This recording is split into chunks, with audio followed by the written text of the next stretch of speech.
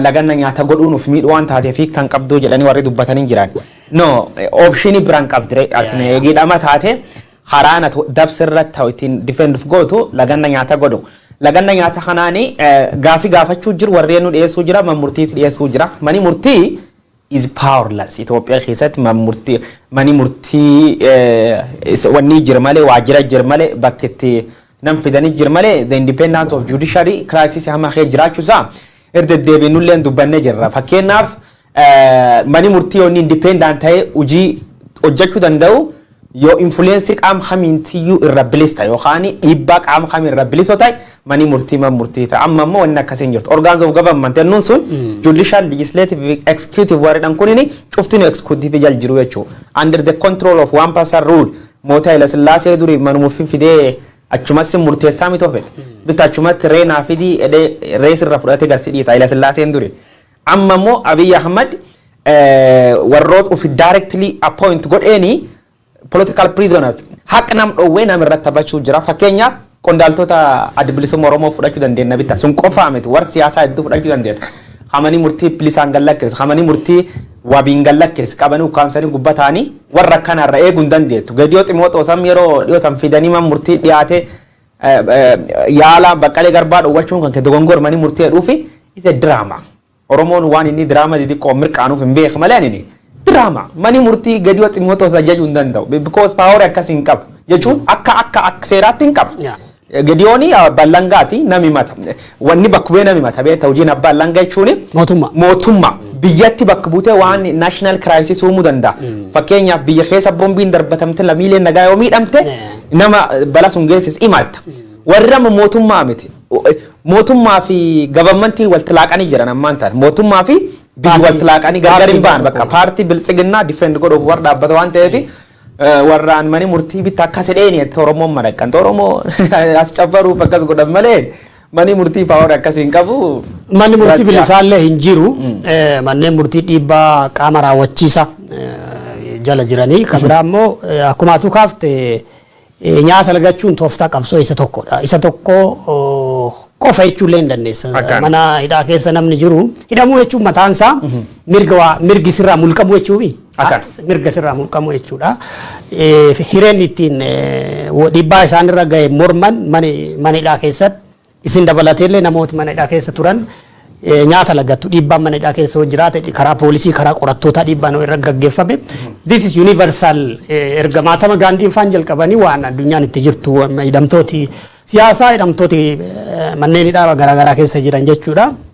Wanni guddaan maa inni dhugaa warra kanaa harka namoota babbadoo kanaa harka akka kuftee jirtuu fi namooti ala jiran immoo warra kanaaf sagalee ta'uu akka qaban yeroo kamiyyuu akka warra kan hin daganneedha. Waan achi dhageenyu jala buudhaan isin biraan ga'uu itti fufnaa jechuu gara fuulduraatti daawwattooti Oromiyaa Miidiyaa Neetwork. Akkanuma guyyaa lammeessoo fi laganna nyaata harka qabu hooggantoota siyaasa Oromoo kunini tooppikii taanuun ammoo godina Baalee Bahaa bakka gargaraatti dhukkubii gaalaa horiirratti argame soda guddoo uumee jira. Dhukkubii kunini dhukkuba gaal mallattoo akka furriifaa dabalataan ammoo dhiigatti afaaniyaa gaalii achi ukkaamamee achiin duuba duu jiraadhanii dhukkubii kunini gaal iddoo baasuu dubbatama. Godin Baalee keessa aanaalee akka Sawwana aana raayituutii fi beeltoos bakka dhanfaa babal'inaan argamuu dubbatamaa raayituu qofirra gaal 150 ol ijjeesu BBC'n gabaasee Abiraam Yarmirra maal jedhu. Aanaaleen gammoojjii Baalee amma maqaa roofte Sawweenaa raayituu fi beeltuu jedhaman kun aanaalee horsiisee bulaati. Aanaalee naannoo Sumaaleetiin illee waldaan geessan garti Sawweenaan amma beeltuu laga hidhaa naannoon jedhaman kun naannolee Sumaalee waldaan geessanii fi aanaalee gammoojjii immoo aanaalee giddugaleessa Oromiyaa fi giddugaleessa biyyaarra baay'ee fagoo riimoot irratti argamanidha. Odeessa amma garasi BBC'n barreesse maal jedha aanaalee gammoojjii Baalee keessatti dhibeen beekamne gaalli hedduu miidhamaa akka jiran lakkoofsi amma ati eerte kunillee lakkoofsuma gabaasa BBC kanarraa argannedha. Raayituu qofa keessatti gaala 150 dhumeedhani. Mallattoon dhukkuba kanaa gaalli furii yaasa jedhanii afaaniif funyaaniin dhiiga dhangala'aa hafuura kutaa akkanumallee qaama bobbaa fi wal hormaata gaalaatiin dhiigiin dhangala'aa jedhanii amma yaaddoo guddaan gaalli qofa osoo hin taane dhibeen kun dhibee namaatillee jedhanii dhibeen akkasii naannoo sanatti namarratti mul'ateera kan jedhu odeessi qabatamaan achi arganne mul'isa namarratti haga yoona odeessi jiru namni lubbuun darbe hin jiru haa ta'utii gaalli baay'een dhumaa akka jiran dhagaati jirra kan osoo gaala elmachaa jiru gaalli jalaa kufe jira jedhan akka odeessa BBC kanatti caamsa 22 kaaseeti amma odeessi naannoo sana bahee raayituu qofa gaalli 150 akka du'e veterinary ogeessa yaala looniitirraa ka argatedha jechuudha dhibeen kun sa'aatii 12 hanga 24 gidduutti gaala ajjeessa jedha.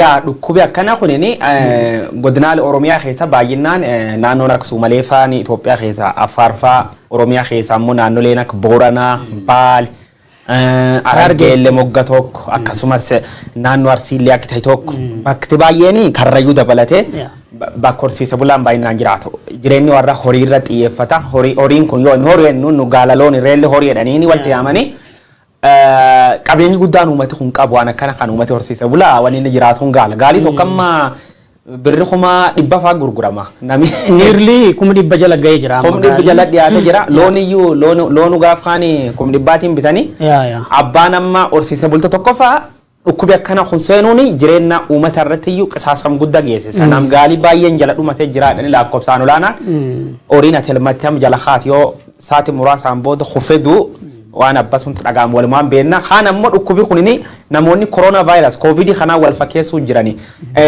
in qulqulloomne ogeessot dabalate namoota HBBC'n dubbise dhukkubi kun covid ta'uun oolu probably geessi qorannoo wani dhaqqaban hin jirtu dhukkubi covid-19 kun beeki bineensota irratti argamaa ture biyyoota hedduu keessa yoo dhageettan bineensota mana sareefa qaxurree farratti argamu dubbatama armaan dura amma wanni confirm godhamin jiru garuu amma ukkaamsufa furri funnaaniyaasufa saati muraas keessatti eegi qabamee duub dandamachuu dhabu ammallee kiraateeriyaan ittiin uummati akka shakka tolchan kabira gaala gannaan deem irratti dhiibba geessisuu jiraadha gaala ulfafa gaala rimaa fi gaala umriin fagaat akkana kan faffixuu jiraadhani ogeeyyotii kun akka jettutti qorannoo saampilii fudhattee qorannoo laaboraatoorii horii Oromiyaa erganii warri Oromiyaa hin dandeenye waan kan nu argachuu hin dandeenye jedhanii federaalatti qorannoon ergamuu dubbatama warri federaala ammoo dhukkuboota 4 harmaan dura shakkan saampil check godhanii sunii waliin qabatu waan jedhanii jira immoo hataatuutti dhukkubi kun dhukkuba akkana jedhanii waan beekan hin jirtu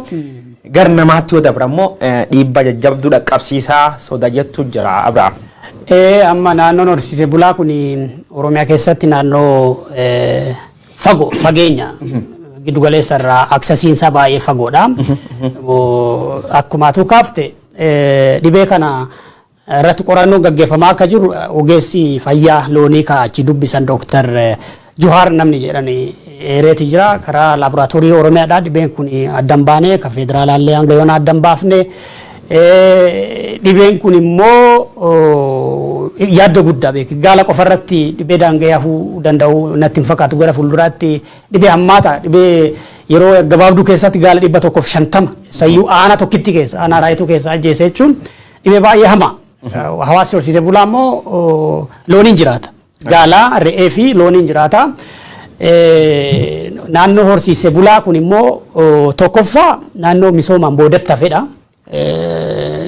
baroota hedduudhaaf naannoo daandiin bishaan elektirikii fi ibsaan bakkee hin jirre giddu galeessa biyyaarra fagaachuu isaatiin jechuudha barnooti naannoo kanatti jiru laafaadha communicationin naannoo kana jiru baay'ee laafaadha odeessi achi dhufullee hin tura kanaaf lafa xiyyeeffannaa argachuu qabu jennee ibsuu fi yaaddoon kun immoo yaaddoo aanaalee horsiise bulaa baalee fi naannoo sanaa qofa miti beeki amma aanaaleen naannoo kan daangeessan amma atu akka kaafte raayituu beeltuu fi sawweena qofa osoo hin taane haga booranaatti fulla naannoon horsiise bulaa naannoo baalee kun jechuun booranni jira Somaaleen jira jalqaba dhibeen kun naannoo Somaalee irraa dhufee jira gabaasi kun achiin immoo gara Harargeetti namooti horsiise bulaa gaala horsiisanii jiranii dhibeen kun dhibee gaalaa qofa miti jedha gabaasi kun kanaaf dhibee xiyyeeffannaa argachuu qabudha akka biyyaatti warri koomishinii horsiise bulaa jedhaman biiroon fayyaa ka beeladaa kan namaallee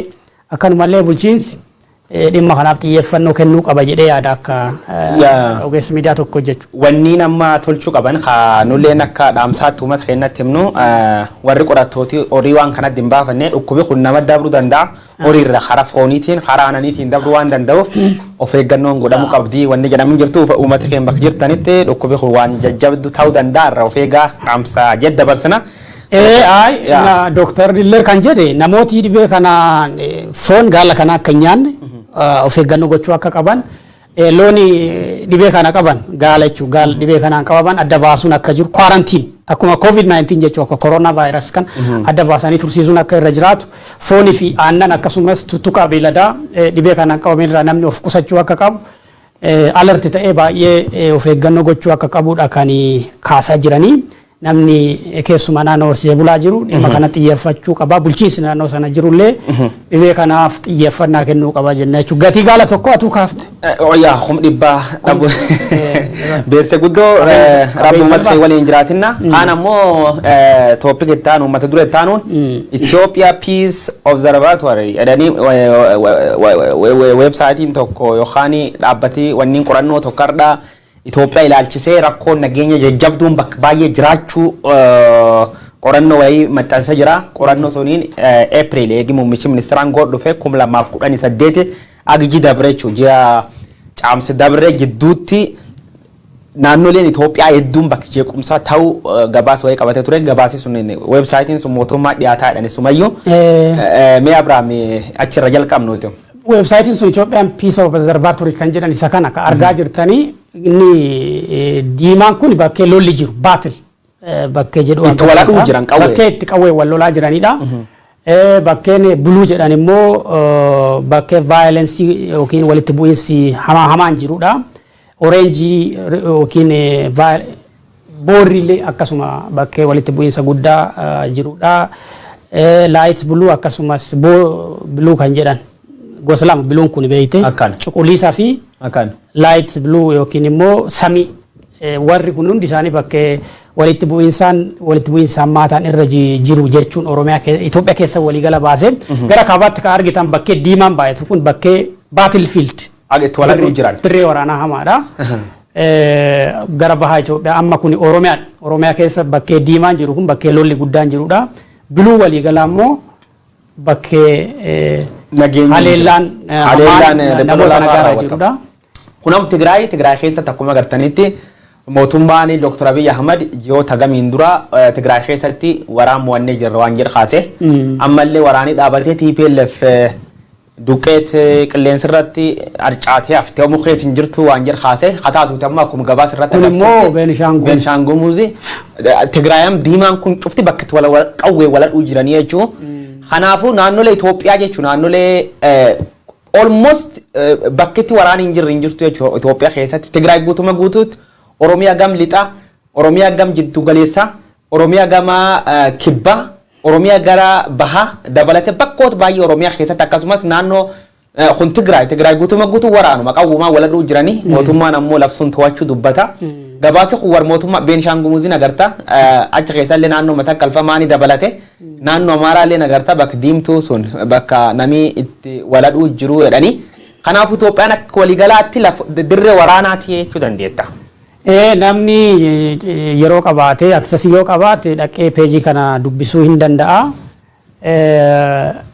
Walumaa galatti jechuu dandeessa harka 70 ol biyyi guutuun walitti bu'iinsa waraanaa fi haleellaa lammiilee nagaarratti xiyyeeffate keessa akka jirtu hin agarsiisa. Irra isinii deebi'uudhaaf diimaan amma namni dhaqee kaartaa kana dubbisuu fi peejii kana Google godhe diimaan lola yookiin waraana bakkee battlefield agarsiisa. Orange yookiin boorri immoo remote violence yookiin explosion jedha. Walitti bu'iinsa bakkeewwan garaagaraa jirudha. Cuquliisi immoo violence against civilians haleellaa lammiilee nagaarratti xiyyeeffate jedha. Light blue yookiin samiin immoo bakkee walitti bu'iinsaa yookiin conflict area jedha. Paaraameetirii yookiin madaallii kanaatiin naannoon Itoophiyaa keessaa xiqqoo naannoon nagaa qabu gara kibba Itoophiyaa kana natti fakkaata. Gaambeellaa fi kibbawoota irraa kan hafe guutummaan biyyattii waggoota sadan darbaniif walitti bu'iinsaa fi lola yookiin immoo civil waarii keessa akka turteen agarsiisa jechuudha ragaan kun. Kun cufti waraana ammaa ta'uu jiru kun gumgaa'uuni waraan siyaasaati. Waraanni siyaasaa kun lammiilee nagaa keessa gaaga'amuun dubbatama. Bakkamma cuquliisa akka Abiraam Jersun gubbaatti violence targeting civilians namoota nagaa irratti haleella namoota nagaa irratti xiyyeeffatu waan jedhu kaase gaagam siyaasaa akka ta'uu jiru kanaan lammiileen nagaa crisis isin keessa dabarta addunyaa dubbachuu jira. Itoophiyaan I think waggaa 3 dabran this is real fact wama addunyaan arguu jirtu namidduun siyaasaa waliin bu'is kanaan lubbuu dhabe lammiilee hedduutti jeefame kaan mootummaa fixa kaan waliin bu'is keessatti akkasumaan dhumachaa jiranii mootummaan Itoophiyaa control godhuu waan dadhab fakkaata. Probably waraana transition keessa illee beekii gize coomsaa yeroo coomsaa waraanni akka qaba. Achiin duuba normaalii deebita. Itoophiyaa keessa grievance hin jiru wanni waraanni jira maachaatum deemuu jira. Bakka duri waraanni keessatti dhagaamin fa'aa bal'inaan waraanni dhagaaman fakkeenyaaf naannoo kibbatan keessa yoo agartu naannoo matoota kibbaa relatively nagaa ture relatively lafti duri waraanni hin jira. Nu naannoo maani sheekoo beencha maani dhani damoo kana walitti bu'insi darbee tureera. Iniyyuu lammiileen minority naannoo san jirtu hidhattoota waan ta'aniif xiyyaanii fi qawweedha waan kana hin jira. Yeroo baay'ee lafa wal qabatee amma miidiyaaleen warra lixaa kan gabaasaa turan naannoo kibba kana keessa lafa Oomoo kan Gibeesrii irratti ijaaramu sanaa wajjin wal qabatee mormiin tureera waggoota dura jechuudha. Sun darbee waggaatti yeroo meeqa dhageessa jechuudha bara waggoota 20 waa'ee darban. Haa ta'uutii garuu waggoota 3 darban keessa walitti bu'iinsi Itoophiyaa sadarkaa Afgaanistaan, Siiriyaa fi Yamaniin equivalently yookiin madaalchisuu dandeessisu Itoophiyaa keessa turuudha kan kaasu. Walitti bu'iinsi kun immoo hammaachaa akka dhufe waan agarsiisu jira. Regionally hoo laallu immoo naannolee sadi maqaa achi keessatti kaafne ka kaartaa fayyadamne keessa ka Oromiyaa kan Tigraay fi kan Beenishaangul Gumuz kaasuu barbaadee tananii Oromiyaa keessa bara 2014 Ministeerri Muummee Abiy Ahmed aangootti osoo dhufiin dura vaayolensiin yookiin immoo mootummaa irratti finciluun inuma ture jedha gabaasi kun. Dubbii keenya irratti websaayitiin kun initiative karaa mootummaatiin dalagame malee kan dhaabbata walabaati miti. Gara caalaallee waan dhiisee qaba amma vaayolensii Itoophiyaa keessa jiru hundan gabaasne laalaan ture gara caalaa isaatii.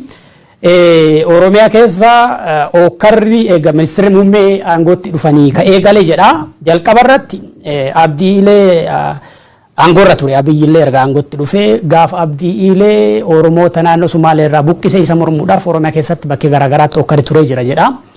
Ittaansee immoo gaafa paartiin Izeemaa jedhamtu tunii fi addi bilisummaa Oromoo alaa galan Buraayyuu fi naannoo magaalaa Finfinnee kanatti walitti bu'iinsi ture jira jedha. Achi booda immoo very recent kan jedhan kan yeroo dhiyoo ture walitti bu'iinsa yeroo hidhamtoota siyaasaa Oromoodhaa hidhaman kan ture jedha. Gara dhiyoo immoo Limmuu Gandotii Arqubee ka jedhan gara Jimmaa kana Amuuruu Horroo Guduruu Wallaggaa Salaale Kuyyuu Dagam Garba Gurraacha Kechoo Kirkiraa Gaalee Qabalee Jimma keessa Limmuu Kossa akkasumallee Naqamte keessatti immoo yeroo dhiyoo boombiin magaala keessatti dho'ee humnooti nageenyaa mootummaa yeroo itti miidhaman fa'aa hin kaasa.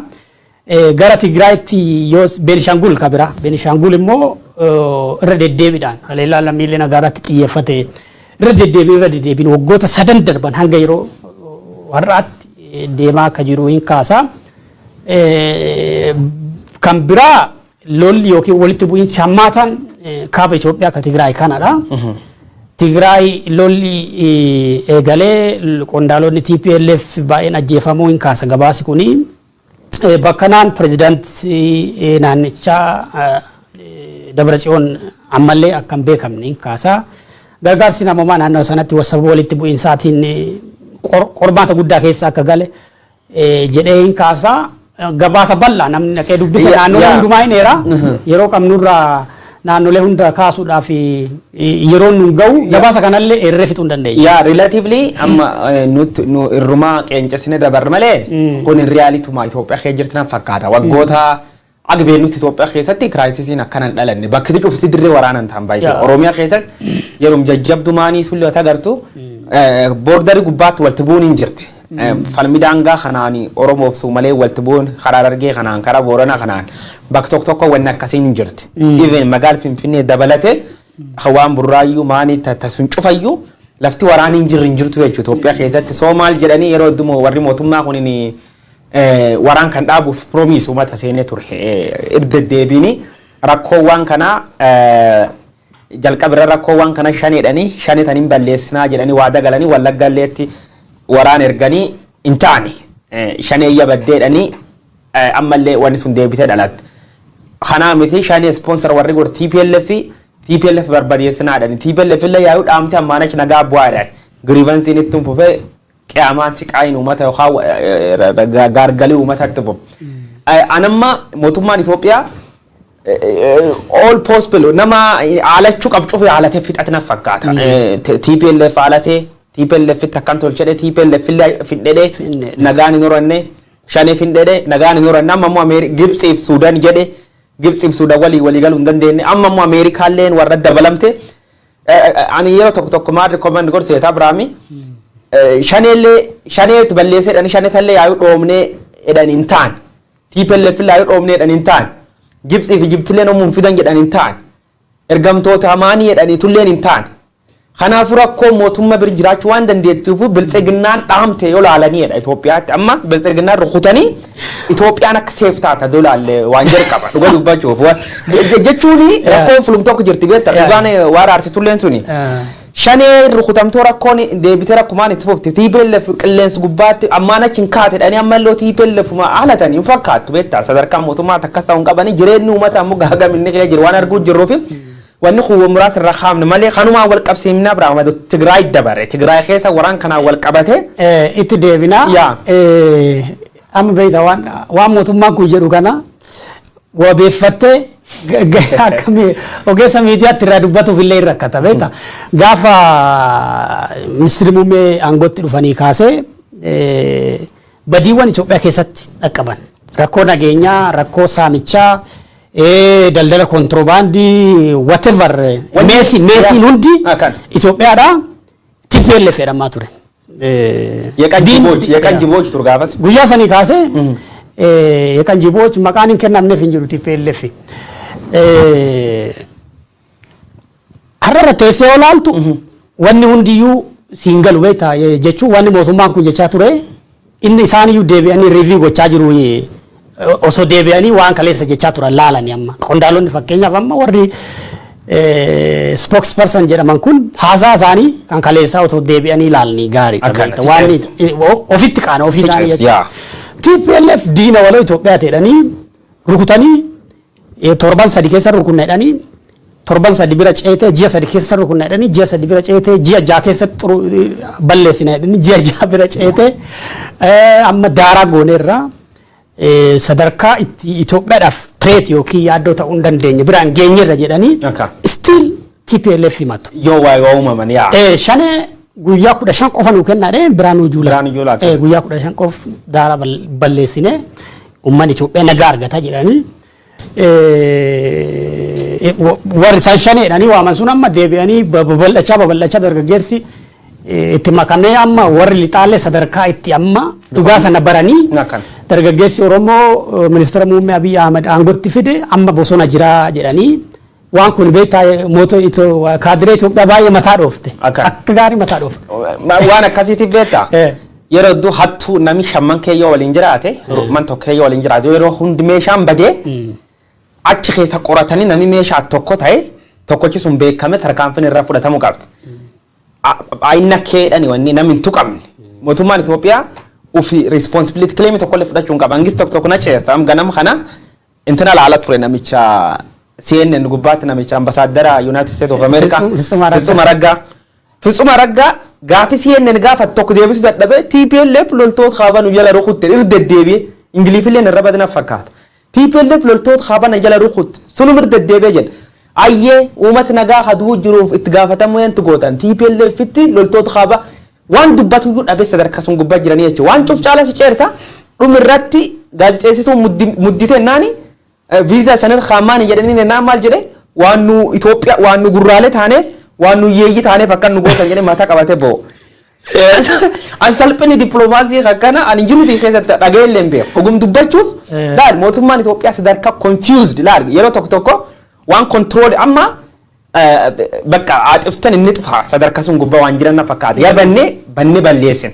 Gochum isaan dalagan laal gochi qondaaltoti mootummaa dalagan laali gocha warri mootummaa bakka bu'an atetteeni akka sadarkaa mootummaa tokkotti laaltu gochi isaan hojjetan laal. Gochi gad bu'a. Pirezidaantiin mootummaa naannoo faan gad ba'e akka Shimallis jedhan sun biyya hariiroo guddaa waliin qabdu tokkoon miidiyaa irratti arrabsitee gad buutaa jechuudha.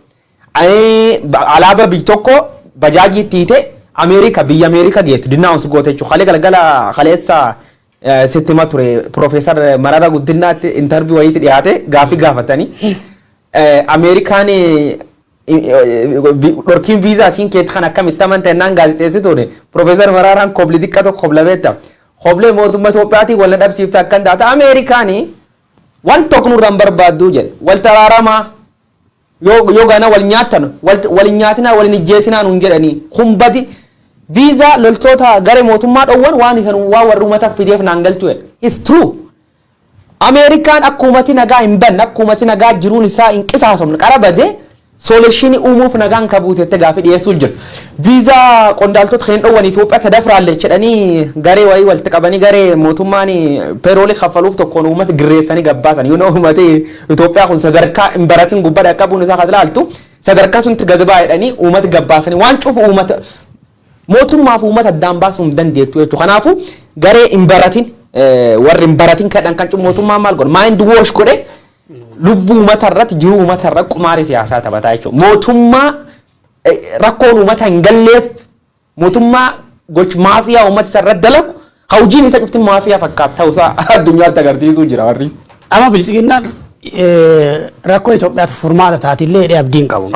Raazar isaan mataan isaanii rakkina rakkoon siyaasa Itoophiyaa mataa isaa bilisiginnaa jedhee yaada personaali.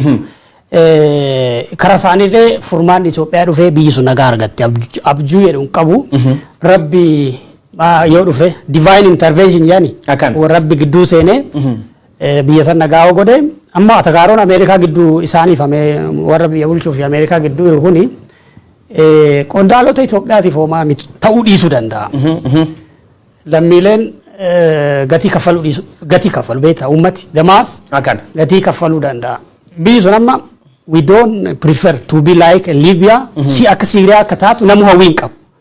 Garuu amma kallattii warri kun itti deemaa jiran gara sitti deema yoo ta'e amma warri fiixa sana geessan jiran amma tarkaanfii warri lixaa aga waraana Itoophiyaa irratti labsuutti deemuu malaa jedhani. San keessaa namni fayyadamu hin jiru. Uummata caalaa immoo warri qondaalonni tun very victim.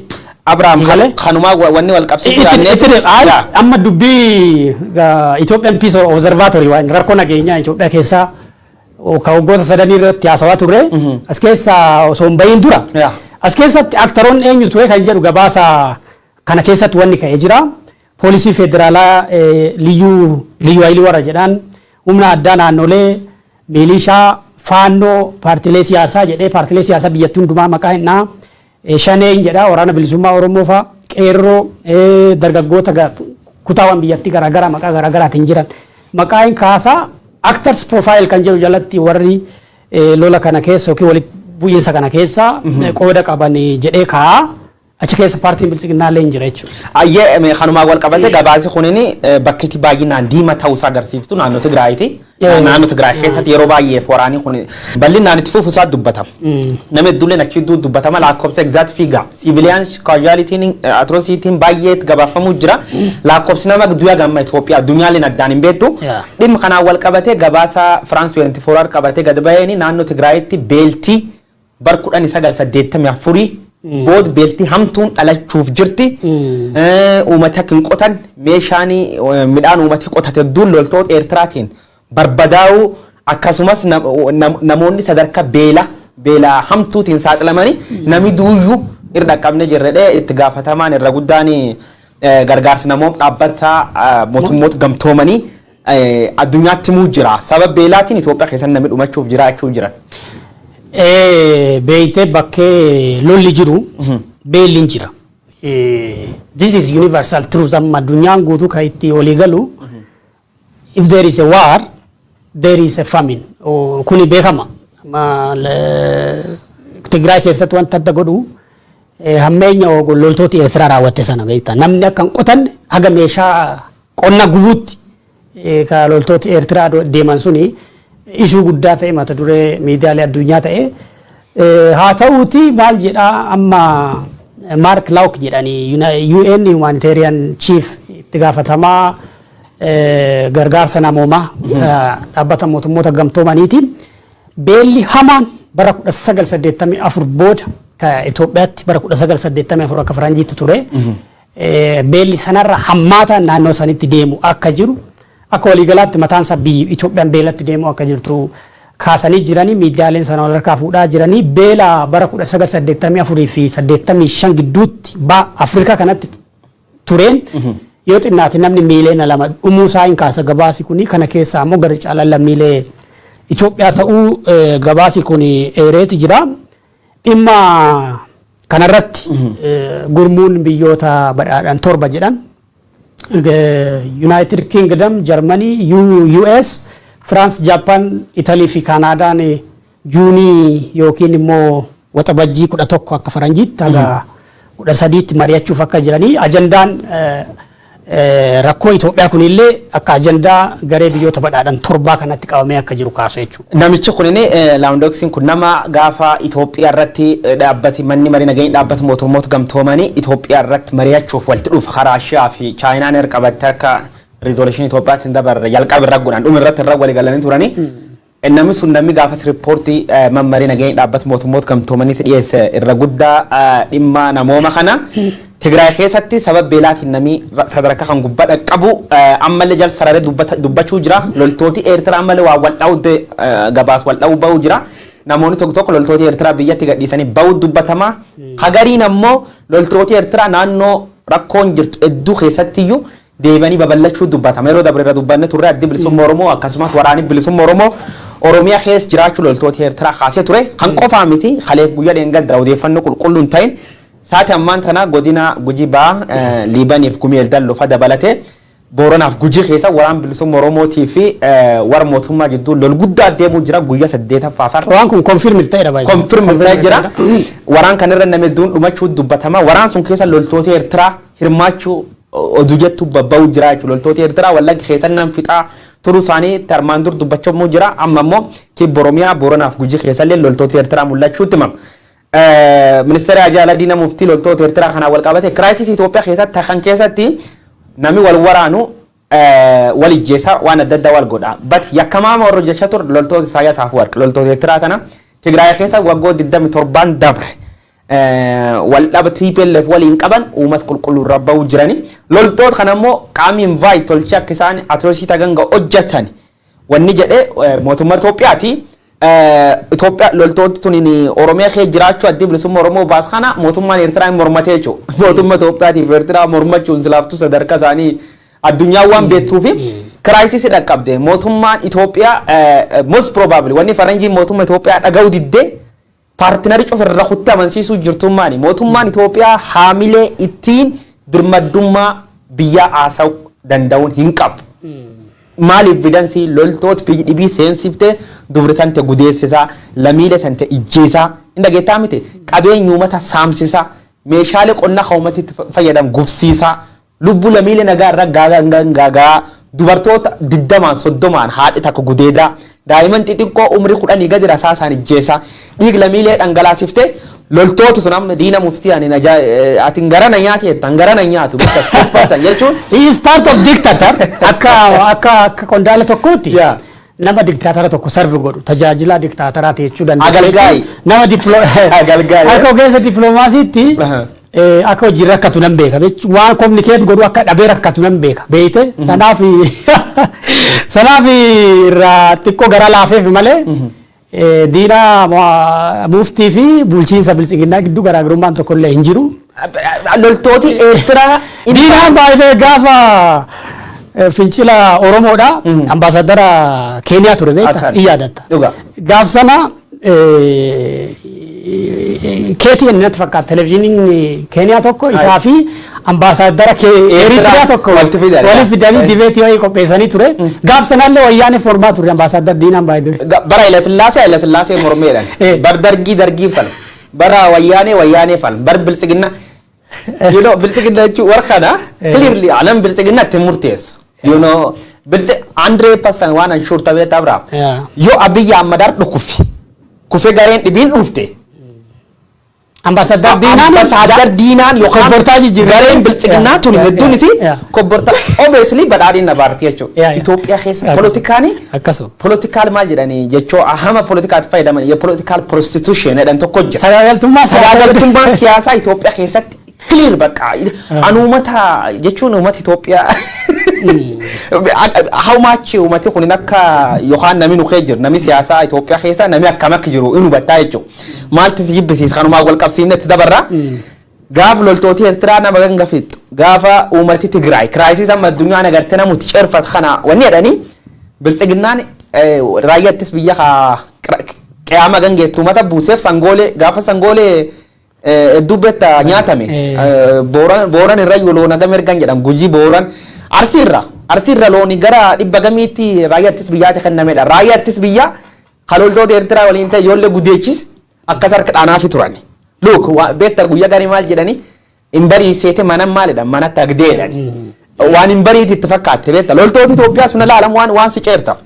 Yeroo tokko allamii Itoophiyaa jette dubbachuuni sadarkaa si ceersuu irgeet. Anam dhuga dubbachuuf proud Itoophiyaa ofiin jechuu hin danda'u. Itoophiyaa jedhee afaan guutadhaa haasa'uu hin danda'u. Maaliif hin dandeenye? Uummata obboleeyyaa waliin nyaatanii dhugan. Lamiin biyyuu fi gudeedamtu yoo dubartii jeefamtu iriir baate keessumatti warri sirnaa duri leellis kun sirnaaf xanyoota kun gad baanii mootummaa Itoophiyaatiif fi imbaasii Ameerikaa duratti iriir baan Finfinnee fa'aa bagi jeeftanii bagi nam fixanii jedhanii iriir ba'u isaanii uummata akkamii waliin akka jiraannan naan galtu. Mooraalii waan jedhamu amma sooni qabaame hawaasi Oromoon soona mataasaa qabaa hawaasi bilaalee akkasuma amma sonni sun amma hin jiru vaalii waan jedhamu jeefamee jira. Mootummaan Itoophiyaa instituushinii mara ajjeese social value yookiin duudhaa hawaasaallee itti dabalee ajjeese jechuudha. Amma jaarsaa manguddoon amantu jira. Hin jiru. Abbootiin gadaa amanaman jiru. Abbaan amantaa amantu jira. Si galee? Dhugaa. Waan akkasii babbadee biyyi yoo baddu akka baddu. Biyyi yoo baddu instituushinii badaa value badaa hawaasi suni akka of ta'ee beeta biyya gaafa ijaartu eenyummaa keetiin ijaarta. Dhugaa. Eenyummaa keetiin ijaarta biyyi si fakkaatti. Amma Itoophiyaan eenyu fakkaatti? Itoophiyaani warrumsuun fakkaatu warrum jaarsuun laalam wasitti ma ani yeroo tokko waan kan gizee hedduu naafatini irraa somne turre lol Tigraay duguuga sanyii Tigraay irra taate keessatti bag maqaan Oromoo yaamamini jetta beekta anciisee yoo qaabadhu waan kana laal Oromoon ammallee uummata qulqulluu ta'uusaa proof tolchee jira akkamiin proof tolche Oromoon garee Abiyyi Ahmad waliin ta'ee uummata Tigraay ni jeemne tan addunyaa raga ba'uufii jirti warri yakka waraanaatiin barbaadam kaleessa gabaasa hojjannee yoo halaaltan taate Umar al-Bashir waggoota 45 fi waggoota 30 oliif garee Jaanjawul jedhan loltoota makka liyyuu ayileedhaan tan amma bakka cufatti uummata nagaa kan garee squad mafia garee maal jettaan loltoota mercenary warra ijeesuu fi hundaa'e fakkaatu beekta gara akkana ijaarrate uummata 300 obbaasee jechuudha Umar al-Bashir saati har'a ICC barbaadamee fudhachuu dhufanii jiran maali barbaadam dabarsanii kennuuf walii galanii jiran is qofa don ta'in qondaaltoti 21 carraan garee biltsiginnaa at the in ICC 100% sure ta'e dubbadha Abiyyi Ahmad ICC tagarraa jechuudha 100% aga tun waan waliin daawwan rabbii war bol nu tolchin ammoo maal duubar mirra wanni dansaan si gammachiisa tokko uummata Oromoo kunini uummata jechuun akka uummataatti akka sabaatti beeloftootiin nu keessa hin jirtu beeloftooti Oromoo keessa bitta beeloftootaaf gantuun guddoo argina jirra beekta ammoo akka uummataatti akka sabaatti uummata qulqulluu ta'uu keenya akkamitti addunyaatti agarsiisu uummata Oromoo gizee loltooti naannoo Amaara daboo baatee uummata Tigraay saamtee ijjeeftee lafa qabattu Oromoon dabaan dhumachuu jiraadhe war kale nu jeesse cina dhaabbate Oromoon TPLF lolee kan gorra buusee fi warra Tigraay ta'ee fi miti warra yakkamatur warra isquaidi warra mijeessur amma sitti dabalame saati gareen akkas nama mijeessu jalqabda abiyyiirlee noo jedheecho Oromoo caala qaamni Abiy Ahmad durse tufinjiru TPLF indur Oromoo tabiitu feecho Oromoo nammo sunirratti hirmaachuu dide gaaf warri sirna aftanyaa leellisuun gad ba'ee bagi jeeftan jedha harkadhaane Oromoo callisee amma immoo gad ba'ee lolli Tigraay ta'uu jiru lubbu qulqulloota nyaata hiriirallee ba'amuu jiraatu itti dhumna. Itti dhufna. Akkamiin walwal Tigraay keessatti Oromoon akkamitti hubatame kan jedhu yeroo biraallee raasa'u marraa ajandaa keenya sa'aatiin oduun walaan deemin jala fixuu barbaanna. Hiriirri garaagaraa kutaalee Ameerikaa akkasumallee Awurooppaa garaagaraatti deemaati jira. Hiriirri kun hiriira jecha akkasumas hidhaa fi namoota mana hidhaa jiran akka hidhaa dhabaan waamicha godhuu fi jechaa fi hidhaa balaaleffatudha. Kutaalee akka Jarmanii, Frankfurt akkanumallee Mineesota Ameerikaa fi hiriirri kun gara fuulduraatti illee akka itti fufu warri hiriira qindeessaa jiran himaati jiru. Kutaawwan baay'ee keessatti hiriirri wal fakkaataan itti fufee jira jechuudha akkuma armaan dura. Yaa hiriirtoti kunini jalqabamirraa uummata Oromoo keessumatti du'a Haacaaluu Hundeessaa taansee bakka baay'eetti hiriir ba'aa ture. Hiriir uummata Oromoo bakana miidiyaaleen Itoophiyaa tokkollee hin kabarin godha. Maal uummata Oromoo bakka jirutti mootummaa Abiy Ahmad balaaleffata. EBC'n faanii yoo agartaat miidiyaaleen mootummaa hiriir warri naftanyaa ba'ee bakki Tigree fixan jedhu sun gabaasa ture.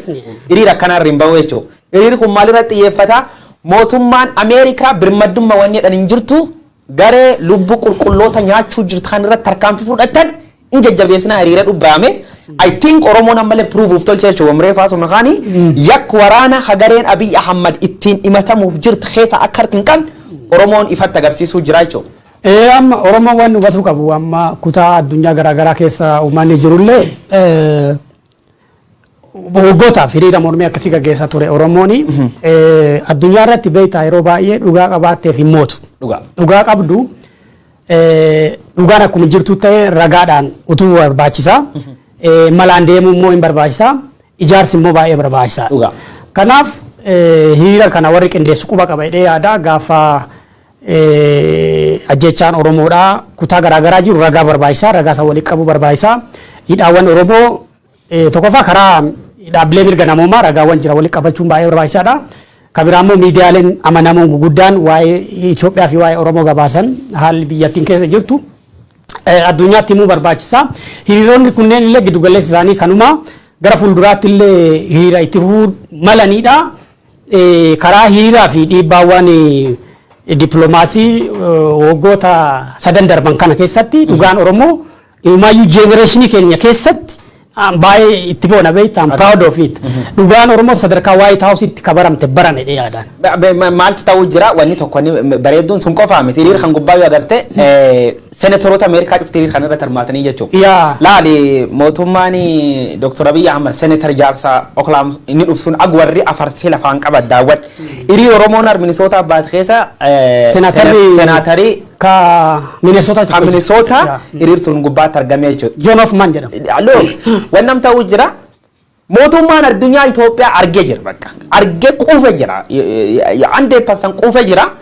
Amma wanti dansaan ta'uu jira maal ta'e amma yeroo aktivistooti warri mootummaa nan beesse kaffalee fi Facebook irratti Oromoo arrabsan yeroo baay'ee Oromoon Tigree walii waan hiriir ba'eef yeroo wanni kun gizee yoo ciisee faa yaadu waan nana harsa keessa gareen mootummaa barreessituun inni warri juntaa warri baandaa siin jetti.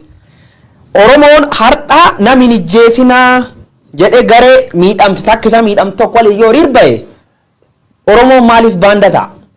Opdiyoon kaleegan 27 in ijjeesina doontaa waliin ijjeesa turte maaliif baanda hin ta'e? Look politika tortoraa jechuudha. Politika gatii hin qabne politika warri sammuu didiqqaa fabrikeet godhu jechuudha. Kanaafuu Oromoo wanna akkana kun adoo isaa dhiibba irratti nuumini completely gadi ba'ee dhugaa isaa himachuu danda'u. Hiriiri callaan gatii hin qabu laal. Tigreen maaliin sadarkaa kan gubbaa dhaqqabsiif fakkaata. Tigree waan isir dhaqqabate ragaan qabate jechuudha. Evidence taman warri faranjii. Diplomaatonni illee warri loobii godhan illee ragaa bu'uura godhatanii ragaaleen kunneen akkuma kaase ragaalee dhaabbilee mirga namoomaa fi ragaalee miidiyaa yoo ragaan qabatamaan immoo karaa hawaasa yookiin community Oromoodhaa jiraate ragaa sanneen walitti qabanii in advance warra kanatti baay'ee murteessaadha. TPLF immoo ijoollee TPLF Washington keessa maal gooti? Jirti amma TPLF. Dabraziyoon tu hiriira baamoo achi. TPLF kan mormaa ba'e jalqaba Oromoo ture. Akkan. Waggoota 27 darbaniif kan itti miidhamellee Oromoo. Amma TPLF tu Oromoo miidhaa jira. Right now. Akkan. That's the big question. Akkasi bara. Namni sammuu qabcufti sun gaafachuu danda'a. Warri ammoo daabboo fi wanni jedhu akka daabboo jiraataa miti. Bitta warri juntaadha namarraas miidiyaaleen Itoophiyaan beena. EBC fa OBN fa Khadireen mootummaa taar junta namaan jettee waa cabsituun inni khalees turte tana namni sammuu qabcuftu bachuu danda'a. Kaan ammoo kanaan wal qabate saatiin qabnullee waan deemuu jirtuuf dhiibbaanii keessaaf alaan uummati godhuu jiru. Ka miidiyaaleen godhuu jiran, ka dippiloomaatoti godhuu jiran, ka biyyooti humni qaban godhuu jiran Itoophiyaan lubbuu naqee jira. Kanaan wal qabate Ameerikaan ammallee Itoophiyaa irratti qoqqobbii jajjaba dhibi keetti jedhanii bal'inaan eegamuu jira. Qoqqobbii siin keetti rabbi beeka. Itoophiyaan ammoo dhiyoo tana confused namni biyya tagayyoo confused akkan sadarkaan gubbaa dhaqqaba. As a state, as a group, paartiin biltsiginnaatu yaayuu maraatte. Confused fi convincing policy biltsiginnaatu ba. Nageenya. Confused naan warraan. Shimalli sabdii isaa kaan convince goone kaan confuse goone tama hojjennadhee ture bar. As a policy. Imaammata. Imaammati sun amma gatiin qabu yaa taate jechuudha. Amma kalee dhiyoo tana akkuma garreetti Finfinnee keessatti gadi baasanii nama baarsisaa turan. Ameerikaa baara turan. Joe Bideniif shanii baraaleffaniidhaani Booranfaas agarsiisa ture. Booranfaas Joe Biden Boorani Joe Biden isa beekam. Laal qumaarii tara daa'ima kawarri taphatu. Amma ammas deebisanii gabaasa riippoortar gaazexaan riippoortar jedhamu qabatee gad ba'een ministeerii Hajaala garee fedhii ofiitiin dhadhee Ameerikaa Itoophiyaa kadhattu. Dhimmi viizaa ka Itoophiyaa kan ka qondaaltota mootummaa keessa sun kee deebi'aan ulaala miidiyaa maarifaatiin hin waajjifani. Afaan faranjii deebisan ammoo hin boo'an. Basically English reporter irratti ba'ee reporter gaazexaa ka afaan Ingiliffaa karaa web portaalii isaa baase gabaasa kana Itoophiyaan Ameerikaa murtoo uggura viizaa keessa deebitee akka laaltu maanguddoo ergachuufi jedha. Ambassador Diina wabeeffatanii gabaasanii goodwill mission jedhan. Goodwill mission jechuun fedha ofiitiin gareen Itoophiyaa keessatti warri dhageettii qabdu maanguddoonni as keessallee senaatar dhiyoo kana Abiyyi dubbise tokko senaatar Inhof achi keessallee hin jira. Warri kun Ameerikaa deemaniiti delegeeshinii yookiin jilli jaarsummaaf Ameerikaa deemee dubbatu kuni waan viizaa sana keessa deebi'aa nu laala kan jedhu wayi. Abrahaam Angaafiin tiyya Ameerikaa fi Itoophiyaa waliin dhabne bitta. Waliin dhabne. Interest irra wal dhaban hin qaban. Ameerikaan gaafiin isin gaafachuu jirtu deebii argat khasiin Itoophiyaa wal taraaramtu. Summaan mirgi namooma kabajamu. Humanitarian crisis lubbuun nama kabaduu jirtu kadhaabbatu. Warri dabaan hidham kagadhiifamu. Abiyyi Ahmad suni reedii miti. Arma dippiloomaasii ergedha. You know, it is a confused state. Cufaafuu Ameerikaa fi jinniin si qabdeen naan si dhiiftu waan hin taane jabeessite. Amma waa'ee mishinii yookiin immoo delegeeshinii kana ammatti wanni jedhamu hin jiru. Xiinxaltoonni illee waan irraa jedhan hin qaban stiil amma sa'aatii kanaatti jechuudha. Gareen kun Ameerikaa deemee deebii akkamii argatuu akka danda'u jala buunee ka isin dhiyeessinu ta'a. Haa ta'uti garuu amanamummaan bulchiinsa Abiyyi Ahmad warra lixaa biratti baay'ee waan gadi bu'eefi trustii waan hin qabneef dhiibbaa guddaa hin qabaatee yaadu warri akkas jechaa jiranii. Haa ta'uti immoo karaa dippiloomaasii dhiibbaa jabaan immoo bulchiinsa ministeera muummee Abiyyi Ahmad irraa akka jiru asirraa kaasuu hin dandeessaa. Warri kun immoo regret godhanii warra Ameerikaa dhiibbaa akkasii fiduu isaaniitti regret godhaniiti gaabbaniiti beektaa gaabbanii meeshinii kana gara erguuf akka viizaan hin dhaabatu bittare wanneen kunni waan viizaan hin dhaabanneefi qondaalonni Itoophiyaa gara Ameerikaa deemuudhaaf hawwii isaanii waan tureef natti fakkaata. Ijoolleen isaanii cuftachuun jirti miti. Ijoolleen isaanii cuftachuun jirti yoo borii dubbiin jabaatee lacha baqannaa jedhanii waa yaadanii fi Ameerikaa. Abrahaami sa'aatiin qabnu waan deemtee fi dhuma irratti manni murtii aanaa magaalaa Finfinnee dhiyoo tana hundeeffame ture Finfinnee keessatti wanni kunin dhimma Oromoon magaalaa Finfinnee keessa qabdu waan Oromoo ilaalchisirratti jajjabinaan hojjechuuf waan kan hundeessu isaa labsii wayitiin balbaloomsa jira. Waan suni wal qabate dhaabbatii obboleessii biltsiginnaadhaan beenni Izeemaanii naa balbaloomsan malee ta'uu hin qabu jedhee waacifuu jira. Isi Izeemaan kunin biyyi Itoophiyaa abii walii aangoo abiyyuu caala qabaachuun dhabu yeroo tokko tokkoon shakkabee ta'anii. Izeemaa fi paartii bilchiginaa gidduu gaarummaan illee hin jiru jedhanii haa ta'uti wanni izeemaan jedhumaa inni gabaasa xalayaa barreesse karaa paartii xalayaa barreesse በቅርቡ የተቋቋመው የፍንፍኔ ዙሪያ የኦሮሚያ ልዩ ዞን ወረዳ ፍርድ ቤት ስልጣንና ኃላፊነት ምንድን ነው ከንጀዱ ገራ ዋጅራ አባ አላንጋ ፌዴራል barreesse manni murtii godina addaa aanaa